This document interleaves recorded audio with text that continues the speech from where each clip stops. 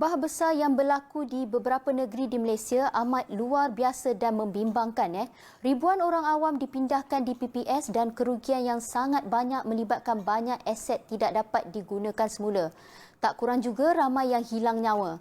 Ia antara banjir terburuk dalam sejarah Malaysia selain bah besar pada tahun 2014.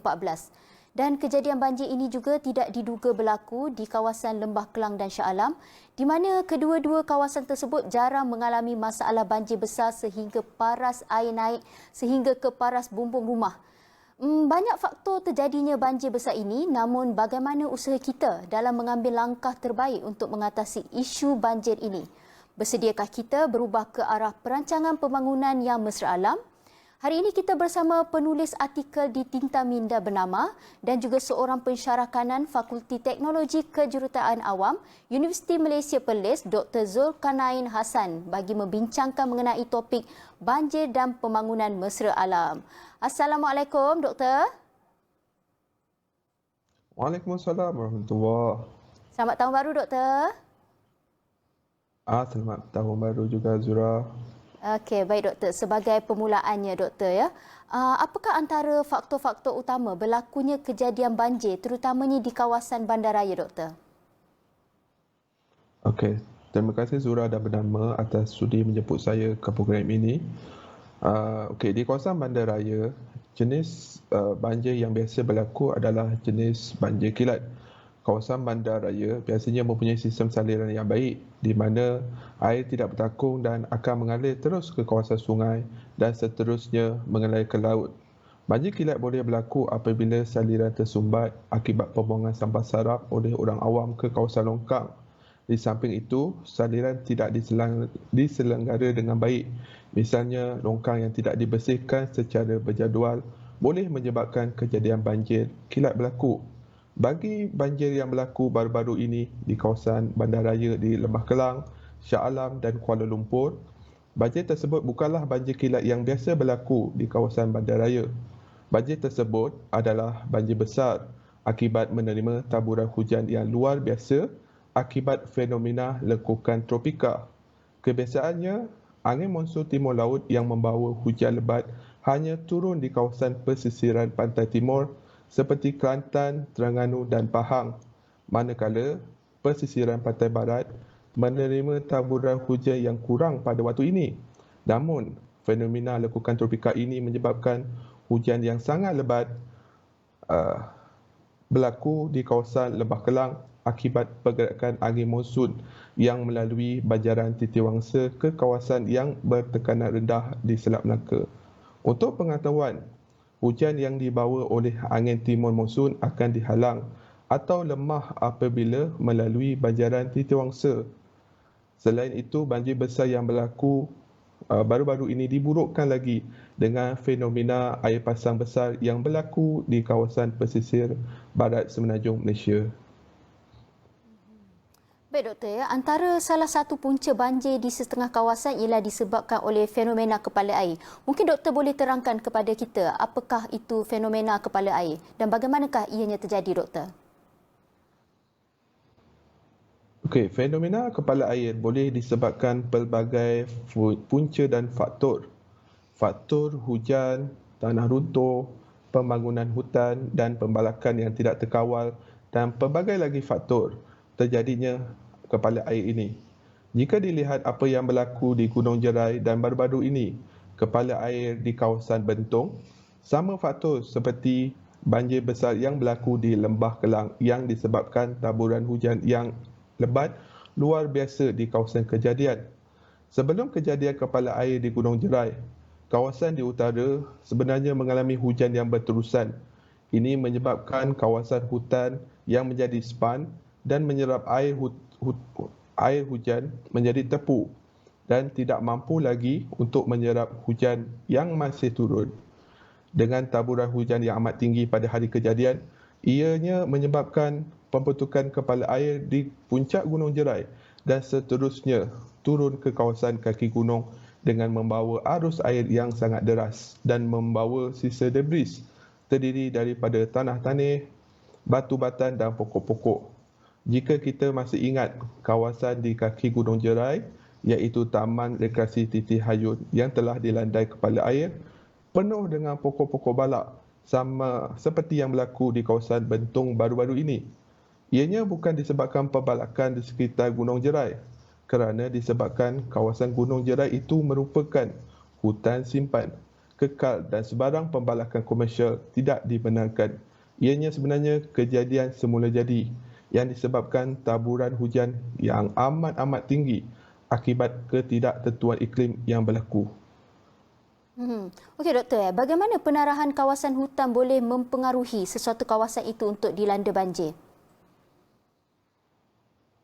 Okey, memang diakui penarahan dan penerokaan kawasan hutan boleh menyebabkan kejadian banjir jika tidak diurus secara baik dan mesra alam. Kawasan hutan yang menjadi sponge dan berfungsi menjerat air.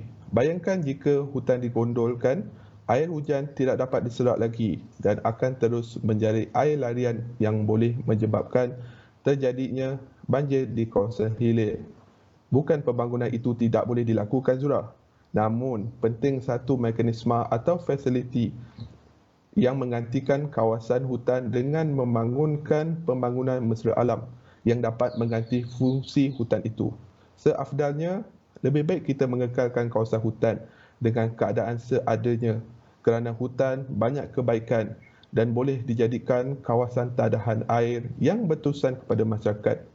Oleh itu, penting pada pihak berkuasa khususnya untuk memain peranan yang penting bagi mengawal penerokaan kawasan hutan. Kerana itulah kita harapkan bahawa pihak berkuasa dapat menangkislah segala aktiviti pembalakan haram yang berlaku di negara kita. Baik doktor, satu teknologi di Ya, mana betul. campuran khas batuan yang membolehkan jalan tersebut menyerap air. Pada pendapat doktor, sejauh manakah teknologi ini boleh diguna pakai di jalan raya yang ada di Malaysia ini doktor? Ya, saya pernah lihat teknologi ini diaplikasi di luar negara. Malah ada rakan-rakan penyelidikan saya di UNIMAP juga membuat kajian mengenai teknologi ini bagi mengatasi masalah banjir yang berlaku di negara kita. Bagi pendapat saya, teknologi seperti itu boleh digunakan di kawasan-kawasan bandar yang mengalami masalah banjir. Kebanyakan kawasan bandar mempunyai lantai konkrit dan betar dan jika kita menggunakan teknologi baru ini mampu menyerap air dan menyimpan sementara air bagi mengelakkan banjir kilat daripada berlaku. Namun saya difahamkan jalan raya seperti ini memerlukan kos yang agak tinggi untuk dipasang serta agak mahal untuk diselenggara. Macam di negara kita rasanya parkir bawah tanah tu mungkin adalah untuk sedut air banjir yang berlebihan tu kan. Tapi untuk jalan raya masih belum ada lagi lah. Tapi mengikut pandangan doktor lah, apakah kondisi sistem saliran di Malaysia ini? Dan apakah yang mungkin dapat kita lakukan bagi memperbaikinya? Okey, di Malaysia sebenarnya manual serta panduan bagi menyediakan saliran mesra alam sudah lama dibangunkan sebenarnya, Zura. Seperti manual saliran mesra alam MASMA sejak tahun 2002 yang dibangunkan oleh Jabatan Pengairan dan Saliran Malaysia JPS. Manual tersebut sebenarnya diwujudkan bagi membantu pelbagai pihak terutama agensi kerajaan dan juga pihak industri bagi mewujudkan pengurusan sistem saliran yang lebih sustainable dan juga mesra alam. Misalnya, kriteria yang digunakan pakai bagi mitigasi dan mengurangkan impak pembangunan terhadap alam sekitar terutama daripada faktor banjir. Walaupun begitu, manual dan panduan seperti ini sebenarnya tidak dikuat kuasa dan diwajibkan pada pembangunan yang sedia ada dan baru menyebabkan kawasan dibangunkan di negara ini kebanyakan tidak mesra alam dan banjir kilat mudah berlaku. Di dalam MASMA sebenarnya reka bentuk saliran seperti longkang dan juga kolam tadahan yang mempunyai dua fungsi. Bukan setakat ia mengawal kuantiti air seperti banjir, tetapi ia juga mengawal kualiti air dengan air yang disalur keluar ke dalam sungai daripada fasilitis yang menggunakan reka bentuk MASMA ke lebih bersih. Baik doktor, pada pandangan doktor lah, bagaimana Malaysia dapat mewujudkan pembangunan mesra alam? Okay, seperti yang saya beritahu tadi Zura, manual sebenarnya dan juga panduan bagi mewujudkan pembangunan mesra alam sudah ada. Misalnya masma yang dibangunkan oleh JPS. Oleh itu pihak berwajib perlu melihat pembangunan mesra alam diutamakan dan diwajibkan kepada pembangunan yang baru.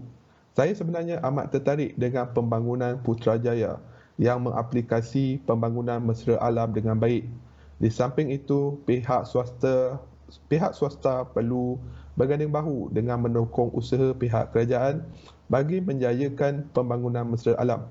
Kita ketahui untuk menyediakan pembangunan mesra alam memerlukan kos yang tinggi dan banyak pihak cuba mengelak bagi mengaplikasikan konsep ini kerana ia tidak menguntungkan mereka dan menyatakan fasiliti seperti ini perlu disediakan oleh pihak kerajaan sahaja. Oleh itu, semua pihak sebenarnya perlu berganding bahu bagi memastikan pembangunan mesra alam dapat diaplikasi dan seterusnya dapat mengatasi masalah banjir ini untuk jangka masa yang panjang.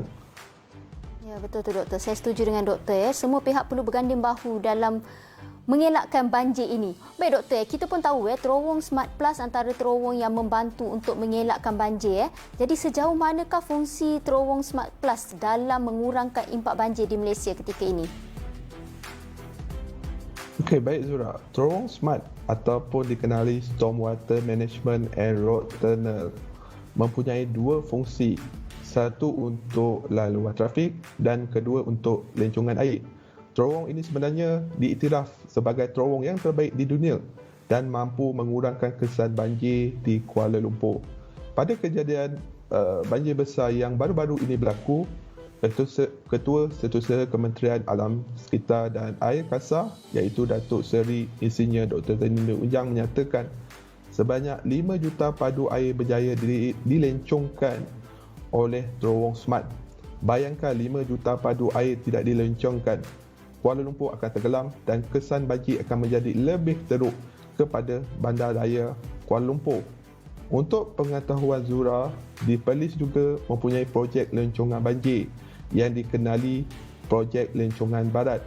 Jika dahulu setiap kali hujan di negeri Perlis, kawasan rendah di Kangan akan banjir. Namun setelah projek lencongan tersebut siap, air lebihan daripada empangan Timah Teso akan dilencongkan ke lautan tanpa mengalir ke kawasan Bandar Kangar dan seterusnya menghalang kejadian banjir di kawasan tersebut. Oleh itu, projek lencongan seperti ini termasuk juga terowong Smart boleh diusulkan di kawasan Lembah Kelang dan Shah Alam yang mempunyai kawasan komersial yang padat dan amat terkesan kepada banjir besar pada tahun 2021 ini. Ya, betul tu ya. Dengan adanya terowong Smart, kita boleh menarik lafaz lega. Kalau tidak, Kuala Lumpur ni dah ditenggelami banjir dah. Baiklah Dr. Zulkarnain, nampaknya itu sahaja masa yang kita ada hari ini doktor. Terima kasih kerana sudi meluang masa bersama kami di Koresponden Bernama. Okey, terima kasih Zura dan Bernama. Okey, Assalamualaikum. Baik, itu dia tadi Dr. Zulkarnain Hassan yang merupakan pensyarah kanan Fakulti Teknologi Kejuruteraan Awam Universiti Malaysia Perlis. Baiklah, Koresponden Bernama telah pun sampai ke penghujung rancangan. Terima kasih kerana menemani saya selama setengah jam ini. Kita jumpa lagi. Assalamualaikum.